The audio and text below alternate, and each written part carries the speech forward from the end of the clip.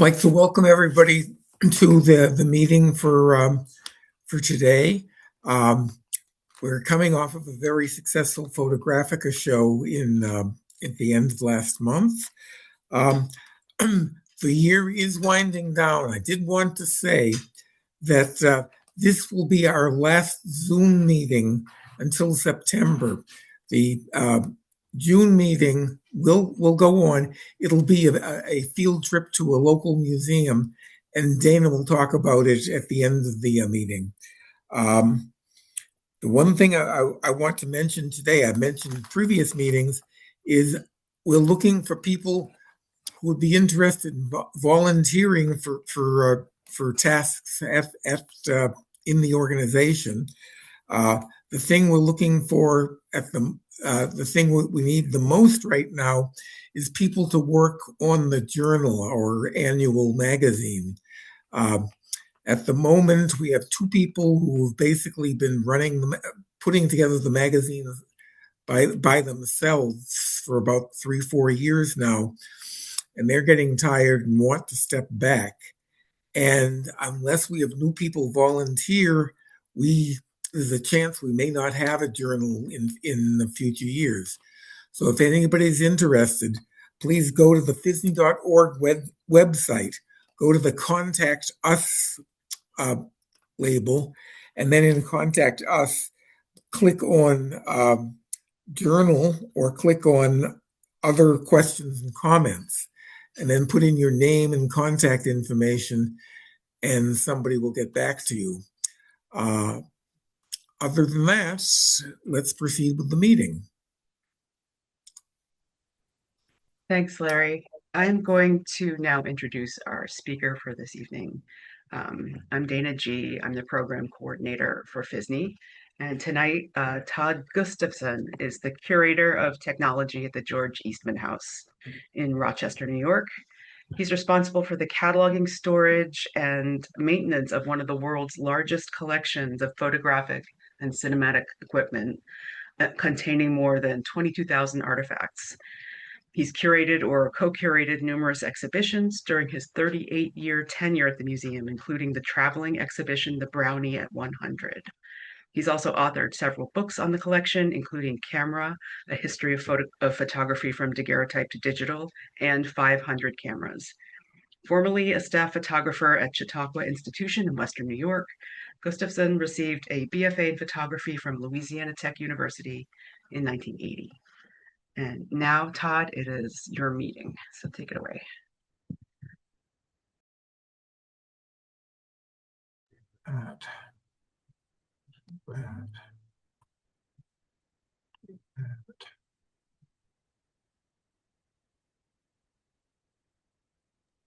Perfect.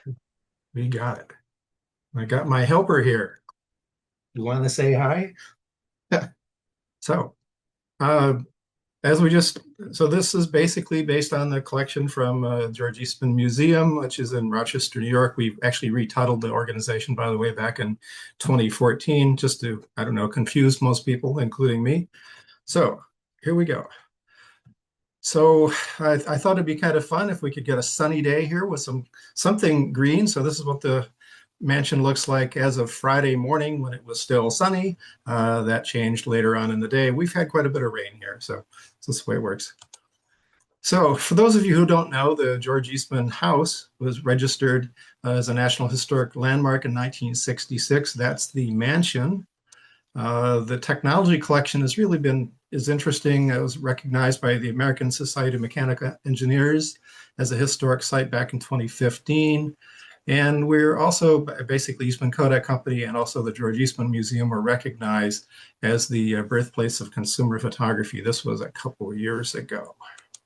We like plaques, I guess. So during COVID, the museum constructed a new main entrance, also a nice little colorama panel to the left there that actually covers up our HVAC system. This is what it kind of looks like right next to the Dryden Theater, and some new gardens to go with it. This is what the main entrance looks like now. It's also our visitors' entrance and the entrance to the Dryden Theater. So we sort of merged them all together.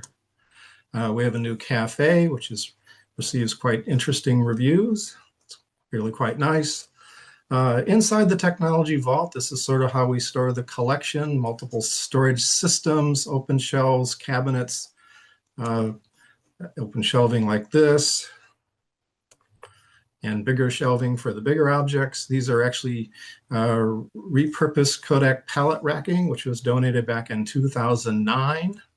Lens collection. These are the cabinets, which actually came with the first gift of the Patent Museum back in 1989. We have a couple of compressed storage units. This is a kind of a legacy Cardass Industries from 1978 that we've had since 1992. And since 2009, we also have a Hanel lean lift. So, but the lifts really are kind of a mixed bag. They allow us to store a lot of things in small spaces, but you're, depending on mechanical devices to actually cooperate and give you what you ask for. So we're going to look at still cameras, and I kind of geared this for the collectors, trying to, again, condense a collection of roughly, 10,000 cameras down to, around 120 is a bit of a challenge. So I tried to figure out what you folks would probably be interested in. So we'll start right off the bat with the oldest camera in the collection, which is a camera obscura. This is French from the collection that was acquired from Eastman Kodak Company from Gabriel Cromer. So that's that guy. Collection included a Giroux Daguerre-type camera, 1839. This would be signed by Daguerre. The signature, if you can see my pointer, is right there. Actually came as a pretty complete kit. We also have the camera purchased by Samuel Bemis. This is usually considered to be the oldest camera with a sales history. This was purchased by Bemis from Francois Garreau, who was Daguerre's agent in the States, on April 15th of 1840. We also have a few images that were made with this camera. They were made actually 4 days later after the purchase. The complete kit fits into that trunk, and it weighs about 75 pounds. So this would be a full plate camera also. The oldest American camera in the collection is the Plum Daguerre type camera, 1842, roughly, from Boston. And we, of course, have the American style chamfered box Daguerre type camera, 1848, the Lewis type camera, 1852. Onto a little more modern things, if you would. This is a Scaife pistolgraph. This is usually considered to be the earliest known camera with a mechanical shutter. The little barn doors on the front of the lens are actually open and close with an elastic band. It also comes apart and fits in that little case. This is fairly small. It would fit in the palm of your hand. CDV, carte de visite. We have one that belonged to Disteri, again, another Cromer piece, 1860. If you get into CDVs, that's typical Civil War type portrait size cards. What was typically used in the US would be something like this. This is a Lewis carte de visite camera, has a repeating back and can make actually two size images. It can make a CDV size and also do a sixth plate. So it's a kind of a sliding back camera. We have the Birch. This is supposedly the portable wet plate kit, if you would. The automatic basically refers to the fact that it doesn't have any focusing. It's just a fixed focus lens. And again, it's a complete kit. So all the chemistry and the required items to mix it up is stored in the case, along with the little darkroom sleeve on the right. Thompson's revolver camera. Again, another interesting kind of shutter release camera. I've got my doggy helping me out over here. It's interesting when you trip the shutter release, the lens actually goes down and the shutter goes. Right now it's in configured to compose images. It's a stereo wet plate camera with globe lenses, probably manufactured in New York City about 1860. The door on the top that hinged, the black door, that's actually the shutter. This would be, again, a full plate size camera, so it's 6 by 8 inches. One of a couple of our cameras that were attributed to Matthew Brady Studios. This is a sliding box camera with a Harrison lens on it. Manufacturer has been attributed to Nelson Wright. Unfortunately, it's not stamped on it. This is just sort of, we've compared it to some of his other known cameras over the years. The stereo camera also attributed to Brady. This would be from John Stock, New York City. Again, two Harrison, CC Harrison lenses from New York City. The Debroni is kind of one of the more interesting cameras. This is, again, kind of a complete kit that you could pack up and move. So this actually, you sensitize and process the image in the camera, which is really quite interesting. If you know anything about wet plate photography, you can say, well, the first one will work pretty good. After that, it gets a little bit interesting because you would have to completely clean it to be able to make images. This is sort of the medium size, if you would. They also had one size larger, about 1865. This is the photo binocular from France, 1867. This is actually uses dry collodion plates in that magazine that goes on top of the binocular. Some people think this is a stereo camera. It is not. It's one lens. The one on the left would be used for composing, and the one on the right would be for taking. So it's going to drop the plate in behind the lens, and then you're going to turn it upside down and have it fall back out.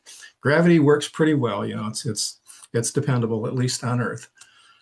So this is a sample of Eastman gelatin dry plates. This is really his first dry plate box. If you look closely at it, you can see the label has Ian H.T. Anthony of New York as the sales agent. So Anthony was Eastman's first sales agent. This dates from 1881 when the company was first formed. These are pretty rare. I know of only the two that we have in the collection, which does not mean there aren't others, but those are the two that we have. And they are both 4 by 5 inches in size. So this is kind of your typical sort of amateur or serious amateur view camera, the new model improved view from the Rochester Optical, 1882. This is, again, a full plate size camera.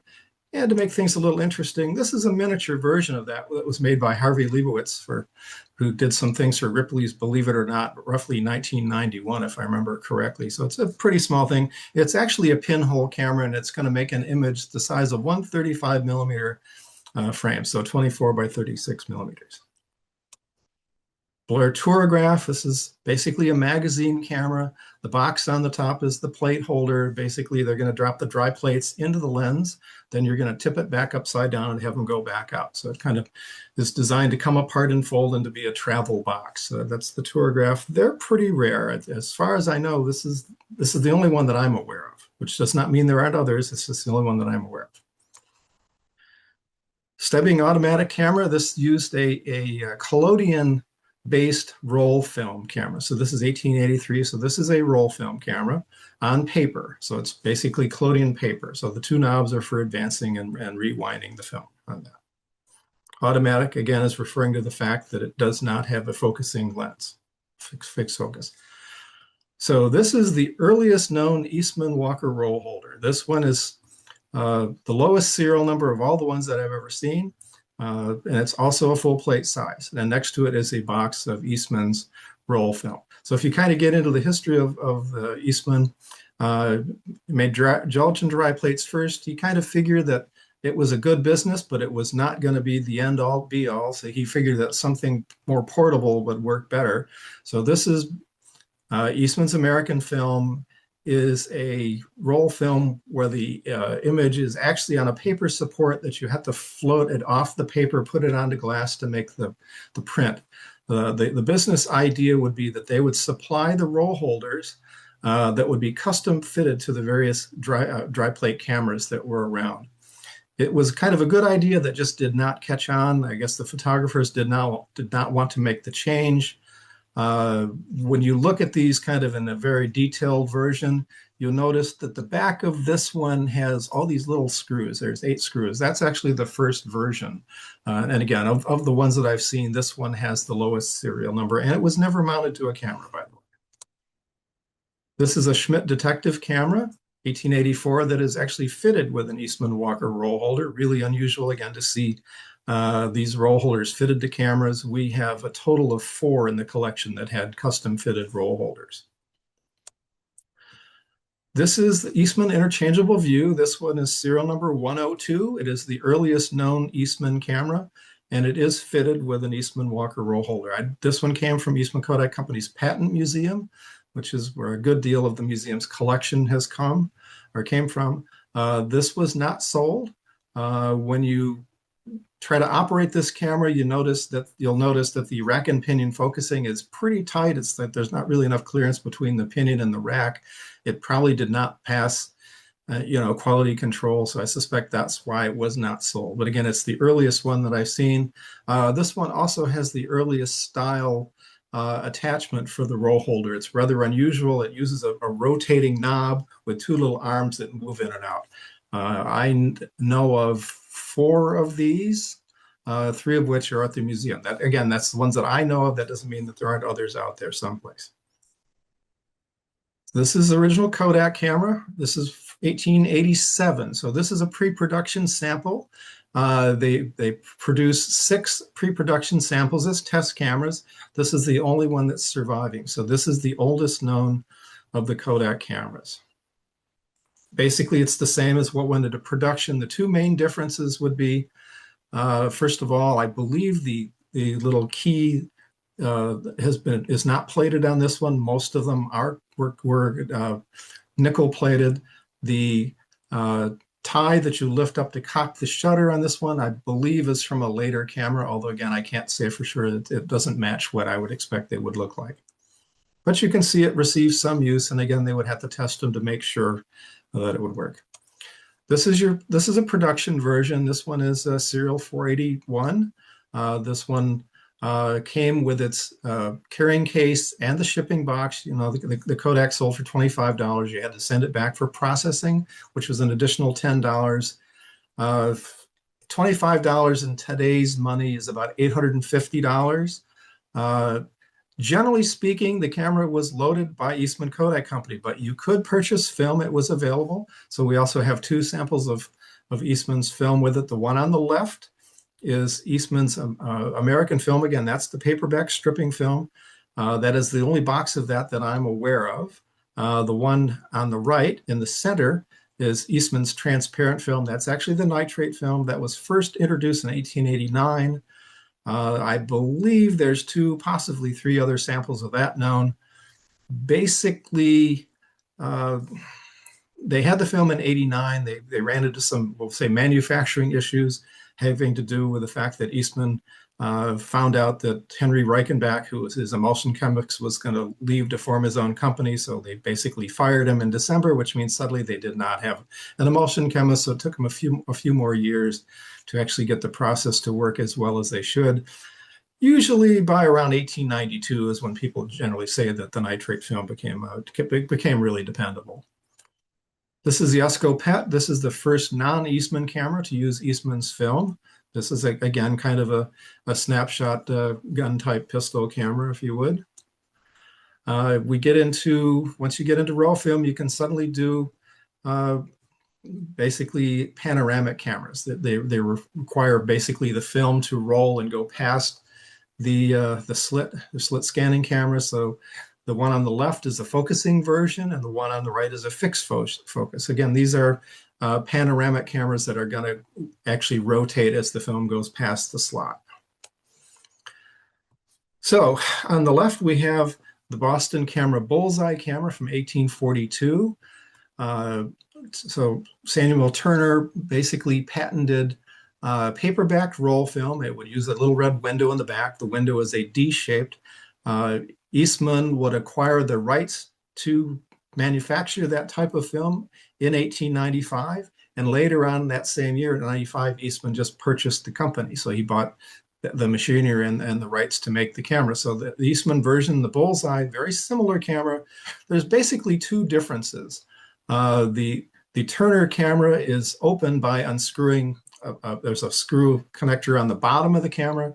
Eastman's uses a little sliding brass lock that allows the back to come out. So other than that, they're very, very similar, not quite identical, but similar cameras. Gertz Anschutz, this is basically the first camera with that becomes popular, if you would, as a press camera that uses a kind of a focal plane shutter. Blair camera, the Hawkeye detective camera, 1893. This is sort of the another of the box detective type cameras. Folding Kodak number 4. This is the new and improved version, 1893. Again, it's trying to make a camera more portable that's going to give you, in this case, a 4 by 5 inch image, and could be on roll film or with gelatin plates. Pocket Kodak. This was basically a miniature version of the Bullseye, or what would become the Eastman Bullet camera. So this makes a 1.5 by 2 inch size image on number 102 roll film. The numbering system started about 1912, by the way. This was a pretty popular camera. You start seeing them in multiple different leather coverings. This is the 1895 model. The red version would be the more special, if you would, but they are out there, and the black is kind of more typical what you would see. Ralph London is the guy to ask questions about the Pocket Kodak. This is a recent gift to the museum by Jerry Thompson, who worked for Walker Evans. This is a universal camera, 5 by 7 field camera, 1895, that was used by Walker Evans. Basically, it's a kit. And we also got all of his accessories just a few weeks for this. So we do have a collection of filters and various other things that we actually haven't inventoried yet, in really nice condition. This is the earliest version of the folding pocket Kodak. You can see that if you're a folding pocket Kodak nerd, you'll notice that the struts are brass and not plated. You'll also notice that it has 4 holes in the front instead of 2, which is the second version. So this is the earliest one there is. The Segrist, another of the cameras with the fast focal plane shutter. Interesting having a shutter that would give you about a 1200th of a second when film speed is going to be somewhere around 5, but why not? It's actually a plate camera. I shouldn't say film, it's a plate camera. This is the earliest of the former Schwing manufacturing cameras that we have in the collection. This is the folding cycle graphic, which would evolve into would be the speed graphic, if you would. The museum acquired a collection from Graflex, originally on loan about 1963, turned into a gift about 68, and this is one of those cameras. These are basically versions of the Brownie. The one on the left is a pre-production sample that was used by Henry Strong. Again, you got to test them. The one on the right would be the first introduction model that was sold only in February of 1900. There was a problem with the design of the back. It used kind of a paper covering over those little tabs. I guess we'll go back a screen here. And so they tore. So they would change this and put in a metal lock, sliding lock on the top. So this is the Lumiere Paraphode, and if everything goes well, we will get to see this move. So this is, again, another slit scanning camera. It's moving. That's good. Interesting piece. These are reasonably rare. I do know of a few others that are out there. Always like it when videos work. We do have a pretty good collection of stereo cameras. Also, this is number 2 stereo Brownie 1903. Back into panoramic cameras, the one on the left is really the one that I'm interested in showing here. This is a number 16 circuit camera by the Rochester Panoramic Camera Company, 1905.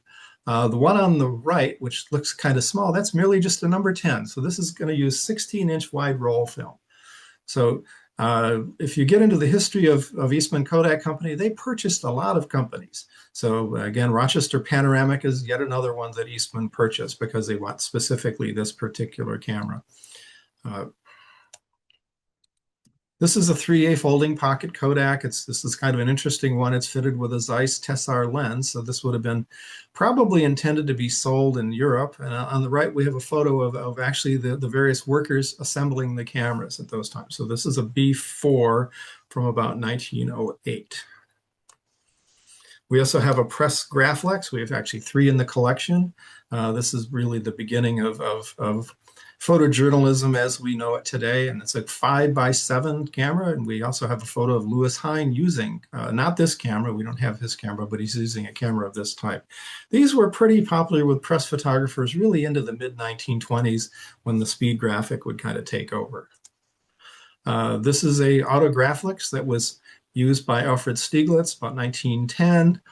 This would have been donated to the museum by George O'Keeffe in the 1950s. Vest Pocket Kodak is probably one of the, well, I consider it to be one of the most important cameras as that was ever made. It's the, the whole concept of the best camera is the one you have with you. The Vest Pocket Kodak, or VPK, sort of represents that. What's really interesting about this particular sample is if you look at the image in the middle, that's where the serial number would go. This camera does not have a serial number. So it's a little bit unusual in the fact that obviously they would have made them to test them. One of the things I have yet to quite figure out on this particular model, seeing it is the original style, it's actually the second version. It doesn't have the little dimple right here where the aperture would lock in place, but it's fitted with the later bellows. Now, so the question is, okay, was this the first one to test out that new style bellows or not? And I'm kind of leaning towards that, but again, I can't prove that. So it's probably late 1912. So we have early 35 millimeter cameras in the collection. The Simplex multi-speed shutter company, that would have been the first full frame camera. Simplex also made projectors. The Tourist Multiple on the right, that was a half frame camera. These didn't exactly catch on, likely because of World War I, people weren't touring around. Another early of our 35 millimeter cameras is the Homeos. This is actually a stereo camera. Stereo 35, I should say. The 3A folding pocket special plus rangefinder, 1960. And this is the first camera that was fitted with a coupled rangefinder. Now, coupled is not exactly the most easy thing to do because you actually do have to look down here to actually be able to use the rangefinder. So it's not an eye level, if you would, rangefinder. The Plowbell Makina, again, kind of another popular folding camera. In this case, it's set up to use plates, 1920. We got to have stereo again, so why not? Stereo Tropical decal from 1921. This is a Deerdorf serial number 2, 1923, purchased by Eastman Kodak Company. This was in their patent museum. They made 10 cameras in 1923. This one was never used. I believe it was purchased because they were interested to see if Deerdorf was violating the patents for their front mechanism for rise and fall. It's just a guess. This is the O series Leica in the collection. This is serial number 109. This one is pretty much in original condition. The museum purchased it in the 1950s for about $75, which is a very good investment. The one thing that's slightly unusual is it does not have the original shutter design. So this one must have been repaired at some point. It was purchased from England, by the way, or in England. This is the production model, the Leica A, 1925. This one merely just has the Elmar lens. I don't have the other versions. It does have the original mushroom type plunger for the shutter release. And again, this established the handling of what a 35 millimeter camera would have. So meaning basically film advance and shutter controls on the top plate of the camera. The Irminox, getting into low light photography, if you would. This has a fast 80 centimeter or a 10 centimeter f1.8 lens on it, 1924. We have two in the collection. We've also got the slightly shorter focal length lens. This is the original Rolleiflex, 1929. What's interesting, again, when you get into the Pat Museum is the fact that the cameras are largely in their original boxes. So this is the 50th anniversary, pardon my typo, 50th anniversary Kodak, 1930. This was to celebrate the company's 50th anniversary. They gave 500,000 of these to 12-year-old children who went to the Kodak stores and claimed they were 12 years old with their parent or guardian, and another 50,000 in Canada. So we have about a half a dozen of these. This is probably the nicest one. And again, the boxes are really the hardest things to find. And this particular box does have the original black, or I should say green coupon that they got to sign indicating that you're only going to get one camera as a 12-year-old. Bow Brownies, we have a pretty good collection of all of the different colors. The 2A is the bigger one. They're both old. The ratio should say 116, the 2A. The one on the left is the Old Rose, which is the rarest color, and the black one is a little more common on the right. When we do have the boxes for those also. Century of Progress is kind of interesting. The one on the right is the souvenir that was actually sold, which was based on a brownie. The one on the left, the blue one, was a pre-production sample that they decided to not make. That would have been based on a Hawkeye. So interesting. What they kept is basically a little bit of everything, or pretty much everything, if you would, all the pre-production samples. This is a Contax 1, 1932. Pretty much known for the fact that it had a much more accurate rangefinder than the Leica did, and a little bit better optics. 35 millimeter film. I'll say this is one we put up just to make Dave Gents happy. So this is a Retina 1 number 117 with its original F635 film that was only available in Germany. So this is a roll of film that used a leader and trailer, so it did not have the what was become known later as the Kodak 35 millimeter film magazine. If you like retinas, well, you got to have a stereo prototype. So this is, again, a Retina 1 stereo. It's only one of these that I'm aware of. Kodachrome film. This is the original design for the 35 millimeter magazine for the US. This is slightly different than what most people think of. Actually, the ends are removable. They're not crimped on. It also came with a little envelope that you could send it back for processing, which cost 1.5 cents for postage. So the price of film and the processing were included at that time. Argus C3, or pardon me, Argus A. This is the original version. If you look at the bottom of this, this foot is actually plastic, and it does not have a threaded tripod socket on it. It also came with its original box, again, from the Patent Museum, so it was never used. They basically bought everybody else's products and set them aside also to make sure their patents weren't being violated. The original version of the Contax 2, you can tell this easily by the little foot that's on the bottom. This is a pre-anniversary speed graphic, which is kind of a name the collectors applied to these. It would have been just, actually, Graflex would have sold it, or I should say former Graflex would have sold it as the speed graphic. The pre-anniversary is just telling you that it was made before 1940. This one is really quite interesting. It actually has 2 rangefinders on it, one on each side. Apparently Walker Evans used interchangeable lenses, and he had one rangefinder per lens. So interesting. The camera's dated 1937 by its serial number. It's also interesting in that the second rangefinder is sitting where the handle would normally go. So the handle was moved to the top. So it's technically not a top handle rangefinder, but anyway, it's fun dealing with cameras that have been modified. Super Icon B, 1937, actually one of just about everybody's favorite 120 roll film rangefinder. I used one of these when I was in college. I like using old vintage cameras in those days. Kinney Exacta, this is the Model 1, and it's the earlier version where the rangefinder, I should say, or the focusing or forming screen is circular, not rectangular. 1937. Contax S, this is the beginning of or pardon me, Canon S, this is the beginning of Canon's camera manufacturing that's fitted with a Nikkor lens on it, which is really quite interesting.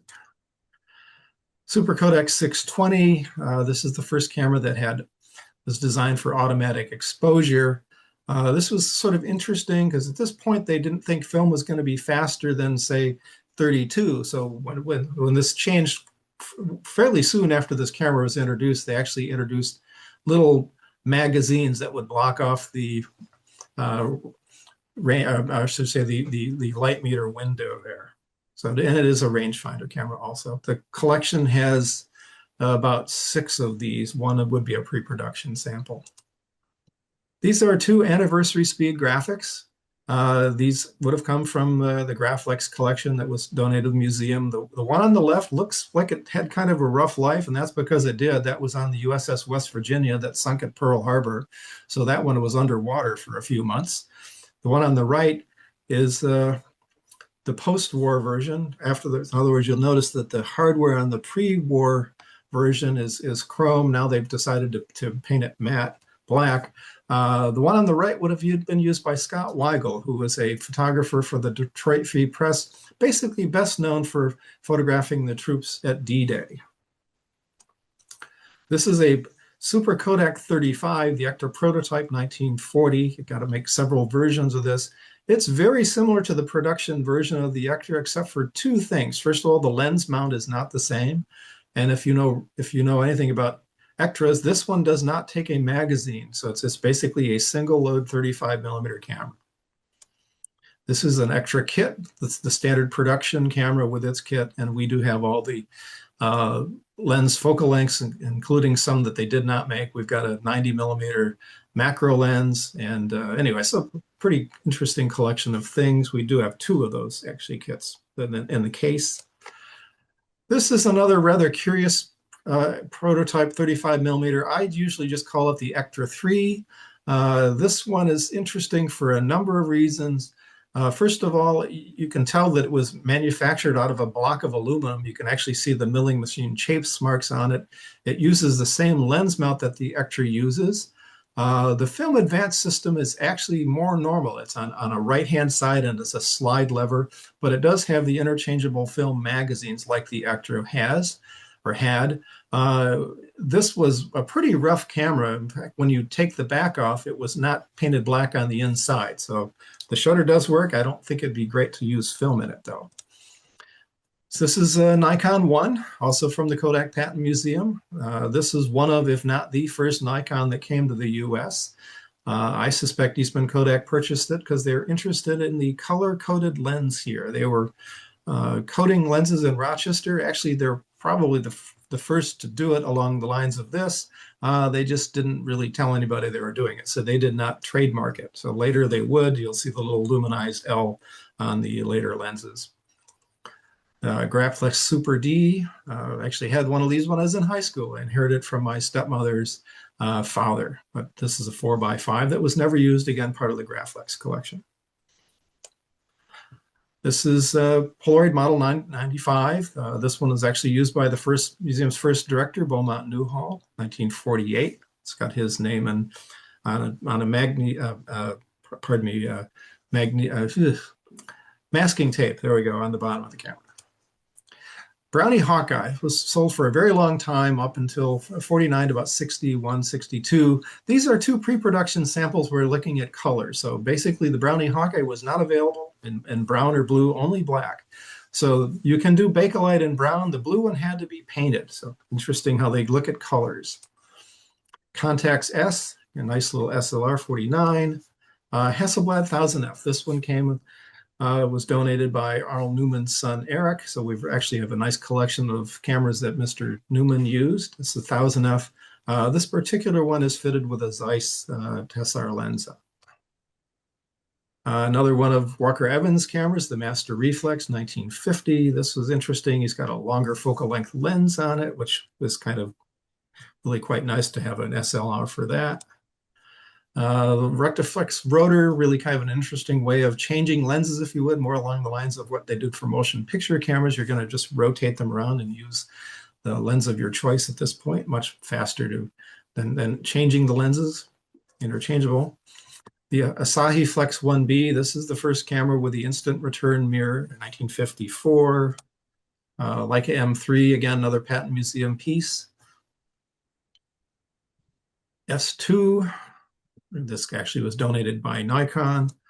This is kind of a curious camera. This is a Vitessa L Gold commemorative edition. Our gold camera collection has been donated to us from a collector now living in Florida.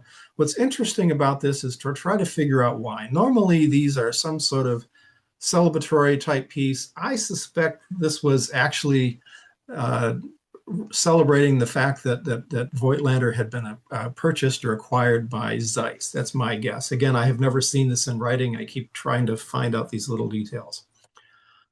Leica MP, this is one that would have been used specifically by photojournalists. This one is unusual in the fact that it actually has a self-timer. Most of these do not have a self-timer. Came from a collector from Buffalo. This is the Asahi Pentax, the first model from Philip Leonian collection. He was a photographer from New York City, did a lot of stop action, sort of motion stuff, and also some catalogs, or I should say magazine covers.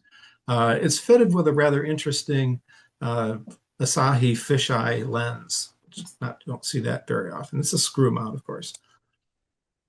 Nikon SP, this is another Arnold Newman camera. He liked wide angle lenses. So you can see this one is fitted with a 3.5 centimeter f1.8 Nikkor lens, 1957. Back into the weird patent museum things and into colors. This is the Brownie Reflex. Again, normally this would be black. We've got a two-tone green one, and we've got a clear one that was probably used at trade shows to show what's inside the camera.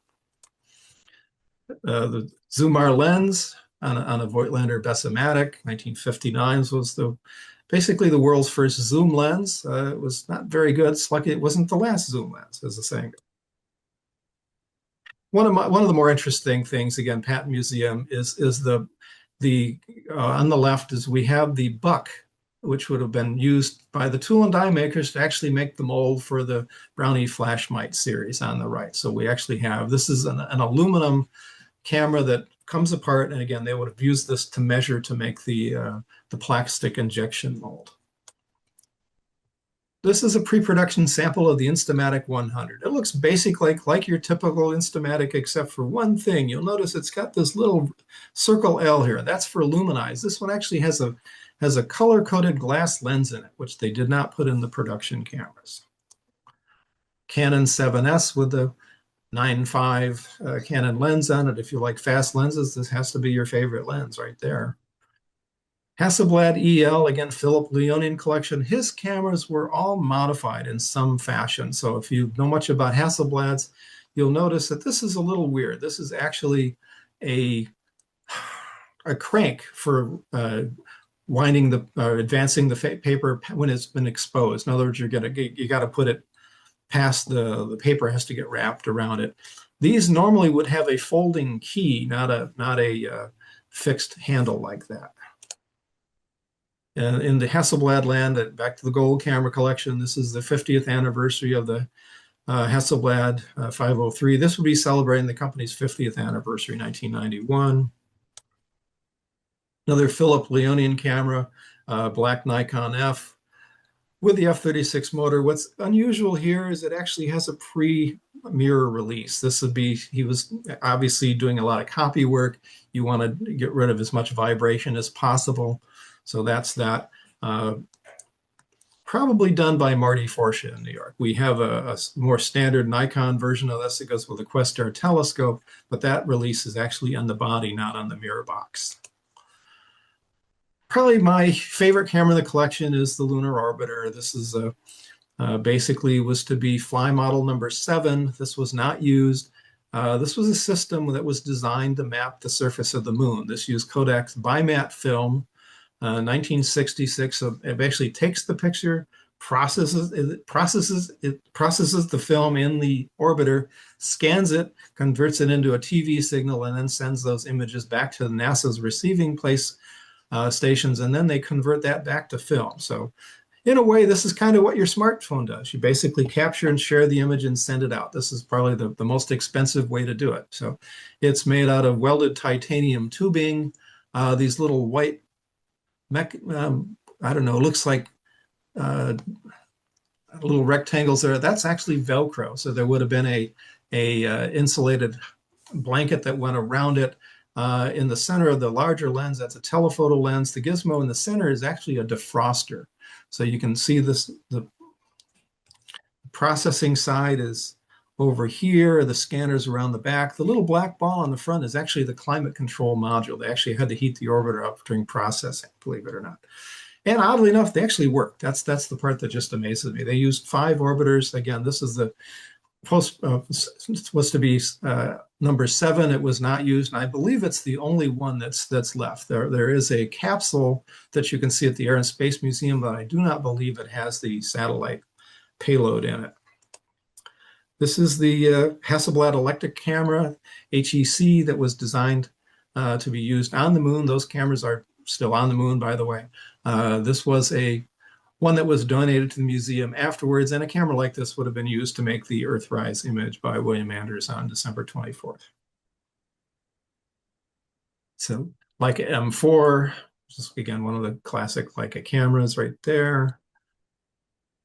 This is the 628 Nikon fisheye lens, 1972. This has a 220-degree angle of view. So when you're standing using this camera, unless you step back, your feet are actually going to show up in the picture. So it's going to make about a dime size image in the center of a 35 millimeter frame. This is actually a test image that I made with the camera showing the museum's gardens back about 10, 15 years ago. Nikon F3 with a motor drive.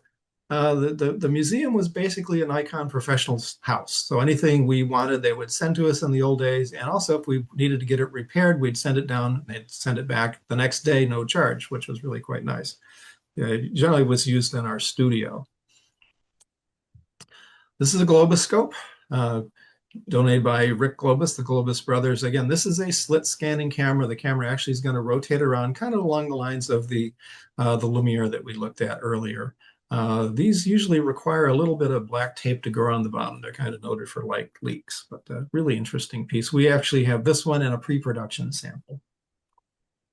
If you're going to shoot film today, seeing film is making a recovery, I would probably recommend using an Nikon F2. And again, this is the film that you'd want to put in it. So these are the current samples of Kodak 100, 200, and 400 film. And if you've looked at these closely, they've actually changed the Kodak logo on this a little bit. So little K actually says Kodak on the side. Basically, what had to happen with this is Eastman Kodak Company paid off their Chapter 11 debt. And so now they're actually able to do this. However, a lot of the trademarks still belong to Kodak Alaris, who was the company that actually inherited film sales, if you would. So it gets to be very confusing. Eastman Kodak Company still makes film. It used to be up until last year that Alaris was actually in charge of sales, but now Eastman Kodak Company can sell direct. The first autofocus 35 SLR is the Nikon F3 AF. I bought this at an auction, and oddly enough, I was the only one who bid on it. So I got it for the opening price. Back to our gold camera collection. We do have the gold Rolleiflex from 1983. And also just, why not? We've also got one that's been sectioned in half so you can see what's actually inside there. This is a Leica M6. It was donated to us by Lights back in 1984. This is the Minolta CLE limited edition. This was basically celebrating Minolta's 3 millionth camera. So they made about 300 of these. Again, came with our gold camera collection. The SL66, from the Rolly Club Special Edition from David Leventhal. From what I understand, they made fewer than 10. I think David Leventhal said they made 7 of these. So 2002, kind of interesting there. This is Zeiss Icon Silver Edition. That's interesting. The camera is serial number 11 and the lens is serial number 5. So there you go. We got that in 2016. On to the more electronic thing. So this is a Sony Mavica from 1989, and basically, you know, this is sort of how the images got back. It's either whether you're going to make the argument from Eastman Kodak Company or Sony that you had to basically take the images and get them out some way and sell it. So these actually produce images on what looks like little floppy disks. They're actually videotape. Then you need to have a device like this guy that's on the right of it, or the left of it, I should say, to read it back. And some of these could be connected up to a modem so you could send it back to another location. This tactical camera designed by Jim McGarvey, 1989. This is the earliest known DSLR, only surviving one. So basically, Eastman Kodak Company started producing their digital imaging sensors in 1986. It was a fairly small sensor. The federal government found out about it, asked them if they could put it into the cameras they wanted to use, which at that particular time was the Canon F1. So Eastman Kodak Company, again, Jim McGarvey, who would end up running Kodak's Federal Systems Division. So the sensor is mounted in the back. The rather odd-looking box on the left is actually the memory card, if you would, so believe it or not. So this actually is kind of an interesting device. It was in a building that Eastman Kodak Company had sold. Jim McGarvey found it over there. He brought it to us, but they didn't own the building anymore. So I had to do a little bit of creativity to get this turned legally into a gift. But this is, again, the earliest known DSLR, about 1989. Around the same time, Steve Sasson was designing this camera, eCam. This is a very interesting piece. So this is basically a Shin-on camera that had been modified to take a removable memory card, and it also wrote compressed images, basically JPEG. So this was the first to do this. So when it comes to digital photography, a couple things come up with Eastman Kodak Company, but what most people don't realize is they had a very large portfolio of patents. So anybody who made a digital camera had to pay royalties or rights to Eastman Kodak Company over their patents. And this was one of the main pieces that were tied up into those deals. It was not produced. I think they made 6 of them. So the first DSLR was the Kodak DCS 1991. They made, from what I understand, about 900 of these. We have 6 in the collection. These retailed for about $25,000.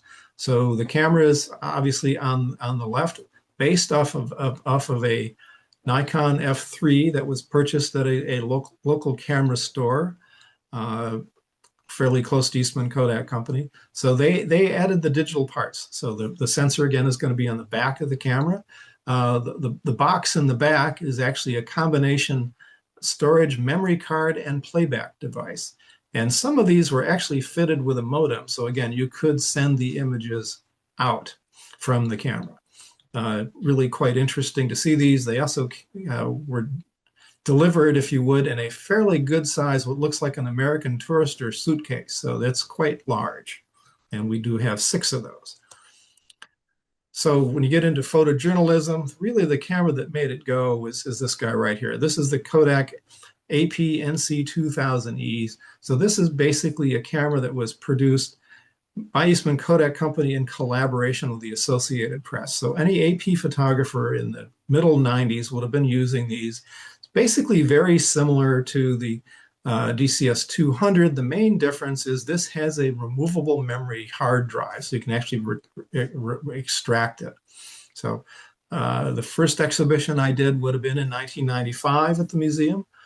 And the photographer from the Rochester Democrat and Chronicle was photographing the exhibition, and he was using one of these. And I asked him about it. I said, "Oh, you're using one of those?" And yeah, he hated the camera. So I don't think the photographers were very fond of these.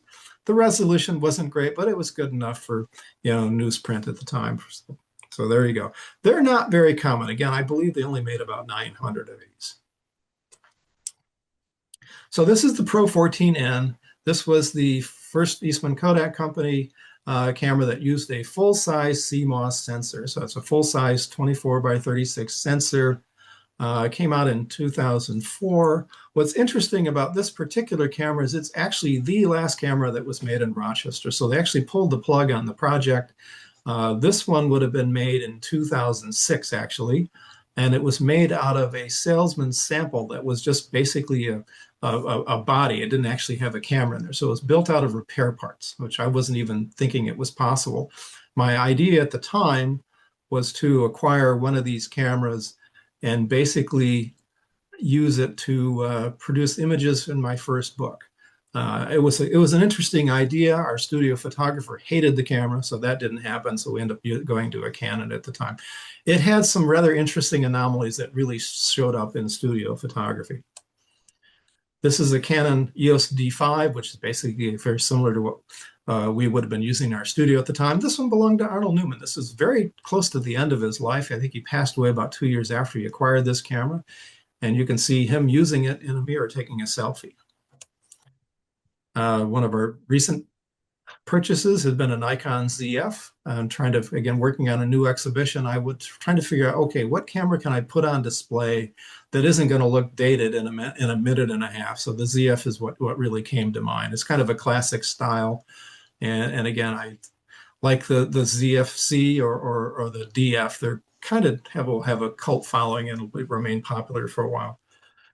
We move on to more point and shoot cameras. This is the Apple QuickTake 100, 1994. And that image is actually something I took of Nathan Myvrol when he was visiting the museum a few years ago with the QuickTake 100. I actually just got it going at that time. These are a little complicated because the memory is not removable. So you basically have to download the image via serial cable, and it has to be into something rather that actually runs the software. So with a little bit of hacking around, I found that the software for this would actually run on Windows XP, which it's not supposed to. And actually, I downloaded it with a software from the QuickTake 150, which is also not supposed to work. So just a little bit of curious of me messing around in my spare time. Epson RD1, this is the first digital rangefinder camera, 2004. Leica M8, 2007. Actually, it still is a very nice camera, by the way. That's fitted with an Eastman Kodak Company imaging sensor. And we've got to have quadcopters. So this is a Hero 3 mounted in a quadcopter that we actually flew over the museum's garden back in 2014. Getting to a little bit of iPhones. This is the first smart, if you would, smart camera phone, the Nokia 2003. It's basically a cell phone with a camera in it. And then we get into the beginning of where we are now. This is the first iPhone from 2008. So that's kind of concluding what we're looking at. So we'll take questions now. Thank you, Todd. That was amazing. Let's if we have a tradition of folks, if you want to unmute and give Todd a round of applause. It's fantastic. We do have some questions in the chat, so let me scroll up here. Oh, okay. Matthew is asking, will we see you at the nitrate film event? I will be there on Friday. I don't have a ticket. And because it sells out so fast, we actually don't get tickets. We have to buy tickets. I'll be around. Okay, great. And let's see if I can scroll down here a little bit more. 2 questions from Francesco. How does one do research on cameras in the collection? Do you have a finding aid? So the collections are available online. We do have an e-museum website. There's quite a bit of there. We're constantly adding to that. Or you can just email me directly, or you can make an appointment and come in. So you got multiple choices. Or give me a call. If you don't mind putting your email in the chat, that would be great. Yes, yeah. Just put my email in there, and if you like, I can include it. I'll send you my phone number also. Okay. And the second part of that question was, do you have samples showing historical plate and film stocks exposed using the original cameras that would have used them? So the technology collection contains the cameras. The photos are actually in the Department of Photography across the hall. So yeah, we do have a lot of pretty good collection of early samples of just about all the processes. We don't have a heliograph. Everybody's congratulating you on a great presentation. And someone asked, what is the nitrate film event? Okay, so the Nitrate Picture Show is something the museum started, probably about 10 or 15 years ago. We do an annual special projection of nitrate films only. So again, it's we're one of the few theaters that are licensed to project nitrate film. So some are pretty well-known movies, and some of it's things that people have never seen. It sort of covers the gamut. So it's basically a film festival that's all projected nitrate film, which is the original, very flammable film base. Yes, very flammable. We have a question. Besides the NASA camera, was Eastman Kodak ever commissioned by the U.S. government to design and produce a camera used for wartime photography or surveillance? Yes. Some of this gets to be kind of complicated. I mean, they produce cameras for World War I for the government. Some of it's training, some of it's surveillance, some of it gets into kind of high-end security stuff. So it's all sorts of things. So yes, they're very involved in government stuff. Also would produce very specific films for the government. Great. That was a question from Bradley. And Peter has a question. The Eastman Museum was the second place I visited in Rochester 2 years ago. The first being the home my daughter acquired when she moved there to work at the archives at the University of Rochester. And she works with Erin Fisher, who had worked for Mhm. the museum. Yeah, she worked for me for a while. Yes. Come on back. Are you continuing to add to the collection, and what cameras are you looking for? Is there anything in particular? So I just actually did a little bit of work on a press release about the last year. We had somewhere around 150 objects per year. We accept mostly donations of things that we don't already have. And again, when you've got a fairly good sized collection, so we probably turn down most of what we have. Uh, Trying to explain what I'm looking for gets to be a little complicated because a lot of times I don't know what I'm looking for because I don't know if it exists or not. So there are always things that we don't have. Uh, in the older days, when I first came to the museum, the various companies would pretty much donate to give us whatever we asked for. That's really hard to do now. So we basically just raise money and go buy them when we need them. So we're kind of in a being more patient than we used to do. And then there's just oddball things that I've never seen before. I mean, I get weird phone calls. We actually have the backup camera from Skylab, for instance, and that was a phone call. It said if you don't take it, we're going to throw it away. It was actually used by the U.S. Forest Service, and I didn't know they had that type of camera. So that's usually where it ends up going. Yes, we had a great presentation from Phil Pressel on spy satellite cameras, which were fantastic. Someone says, add Tokyo Kogaku 1933 RE Super. This was the first TTL open aperture camera made. And that's someone from East West Photo commenting. Love to have it. Give me a link. Okay, we are at 8:32. I'm just scrolling through the questions here. I do want to remind everyone that we'll archive this presentation so you can view it again later on our YouTube channel. Just search for virtual meetings, Disney virtual meetings on YouTube. And let me see. Before we close, I did want to mention that Todd's books are really wonderful, so you should definitely check those out. Some wonderful images of cameras like the ones you've seen tonight. And yes, I put his email into the chat, tgustavson@eastman.org, and you can reach him there if you have further questions. And Todd, thank you so much. This has been a delight, so we really appreciate you coming. Oh, thank you for inviting me. Enjoyed it. Thank you. Before we close tonight, I just want to say that Larry mentioned we're doing a field trip in June. We're not going to have a Zoom meeting. Um, we will be sending out an email, and at that point you can register. We've got 25 spots, and it's the photo exhibition at the New Bedford Whaling Museum. It's up until September 7th, I believe, but we're going to be going on June 6th, meeting at 9:45 at the museum. It's $20 a person. All the details will be in the PHSNE email, which will go out. And at that point, you can email to make a reservation, and that will be open until the spots are full. So I'm looking forward to that and seeing you guys there. And again, we do have a ton of presentations at this point archived on the YouTube channel. So if you can't join us in June, feel free to take a look back or write to us. The exhibit itself is called Look Pleasant, Please. It's a early portrait photography in New Bedford. And Naomi Slip, who is the chief curator, will give us a tour. So we'll walk through with Naomi. And after that, you're free to take lunch outside. There's a couple restaurants nearby, and then revisit the rest of the museum at your leisure. It's a fantastic museum. So I would recommend Tia Maria behind the museum.